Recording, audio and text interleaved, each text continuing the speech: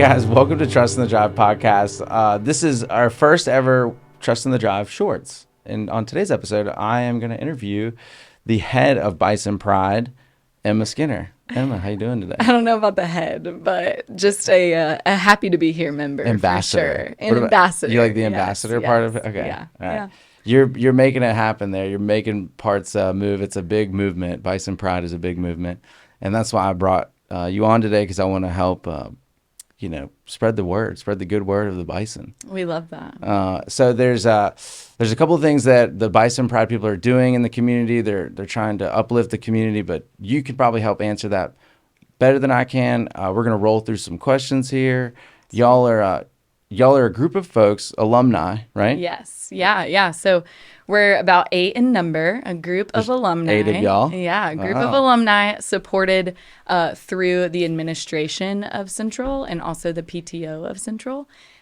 Just a little band of friends that have gotten together to see, honestly, the mission of it is to just beautify, restore, improve, all those kinds of words, the exterior of High Point Central High School that we are both alumni of. This is a beautiful school. Yeah, it's a beautiful school. It's 100 years old. Yeah, and it needs to be well taken care of because it's 100 years old. So just needs paint. Just needs to slap some paint on it and just keep it going. It was that easy. Yeah, and we're gonna find out why it's not that easy. Yeah, you're kind of in the trenches with, trying to get this whole little bit of the county involved, a little bit of the city involved. You're getting some of the head business folks that live and work in this city. They're going to get them to donate some money.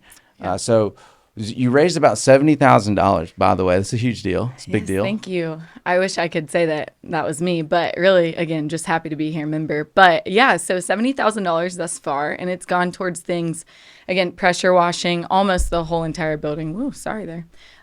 Pressure washing the building, restriping the parking lot so people know where to park. Dude, important. Getting rid of garbage that's just been in basements and storage rooms, like just simple things, landscaping, making new grass there, just taking some pride. Yeah, simple things. I think the thing is, when you see something, you have an opinion about it, right? And Correct. So when somebody comes up to the dealership and the service lane opens, like, you want that lane to that be first perfect, impression is key, right? And so we want Central to be that way also. Yes. Like, we want people to look at it and say, that is a beautiful school.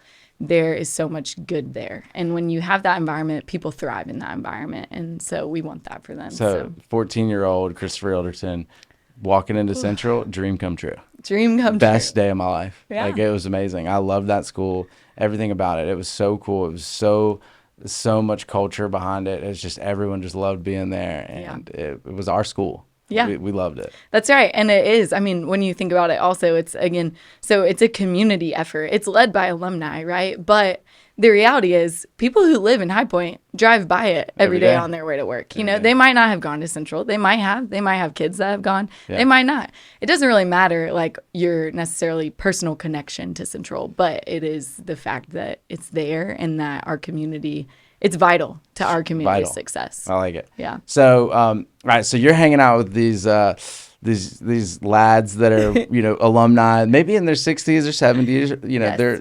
They graduated in maybe 1960 or 1970. Yes. And you're kind of coordinating these efforts. What's the conversation look like? Like, where are y'all meeting? Yes. So, again, 8 of us, a motley crew, but we meet at a committee member's house, and so we just kind of hang out in the den. And but how it started was, your dad had asked me to just come and sit in, to just listen, and he asked me to take some notes for his personal note taking. Yeah. And by the end of it, everybody was like, "Hey, can you share those notes? Would you be willing to, like, email that out?" And locked in. So, and then they were like, "Would you come back to the next one?" And I was like, "Yes, sure." So I am probably now the secretary, the Instagram coordinator, the you could call it like hander out of supplies, executive board member. You can dial that up a little bit. Dickie Price is the man in charge. I do anything he says, but I'm happy to be here. And Dickie was one of the people that started the movement. Yes, right? yeah. Okay. So him and Bert Adkins,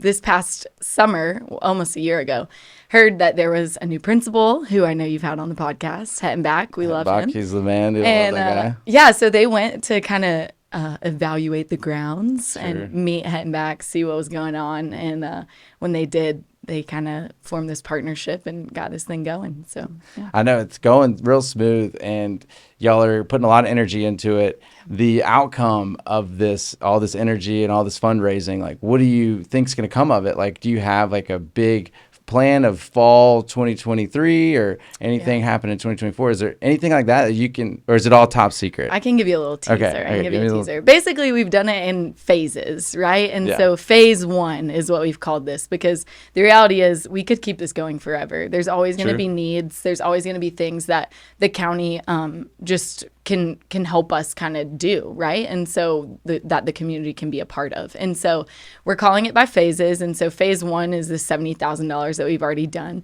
We have about $40,000 of phase 1 left. Okay. And so that is kind of where we're at right now in terms of we want to finish that this summer. We want to get that money raised. We want to get those projects done and ready so that in the fall when kids are coming, we can start thinking about phase 2, things like maybe the athletic department or maybe faculty and staff, or what else needs to be done on the inside, painting and things like that. All of the work so far, other than painting the girls' gym and the teachers' lounge, has been on the outside of the building. So yeah, there's always new phases. Sounds like there's a lot of opportunity. There is a lot of opportunity for improvements, and that goes kind of back onto our citizens and to our community, where this is something that we still need continual efforts for. We're asking for your help.